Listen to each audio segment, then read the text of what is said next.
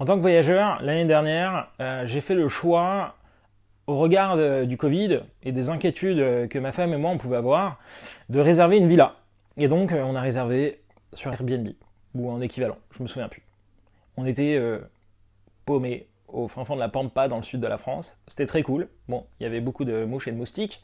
Mais mis à part ça, pourquoi j'ai fait ce choix l'année dernière? Simplement, j'avais l'impression que les piscines allaient être fermées dans les hôtels, que le petit déjeuner à l'hôtel, je pouvais pas en profiter comme je le souhaitais, du dîner, etc., etc. Enfin bref, que l'hôtel, je pouvais pas vraiment en profiter. Mais je me suis rendu compte d'un truc particulièrement pour l'été 2021. J'ai commencé à regarder pour ma femme et mes deux enfants, du coup, une maison ou une chambre ou une suite dans un hôtel, et je me suis rendu compte d'un truc incroyable. Les Airbnb, que ce soit des appartes ou des villas dans le sud de la France ou même la Bretagne, mais ils sont hors de prix.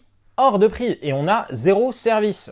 Alors je ne sais pas comment vous avez imaginé les choses vous en tant qu'hôtelier, mais j'ai l'impression qu'il y a une forme d'inversement dans les positionnements stratégiques entre l'hébergement traditionnel, hôtel ou hôtellerie de plein air, et les Airbnb.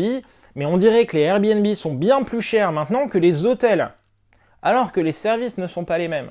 Et donc c'est peut-être quelque chose à marketer ou à garder à l'esprit, c'est qu'aujourd'hui, louer une villa moyenne, il y en a pour 250, 350 euros la nuit dans le sud de la France. Et je ne parle pas de la belle villa front de mer avec une piscine à débordement. Celle-là, elle est déjà passée dans les 900, 1000 euros la nuit.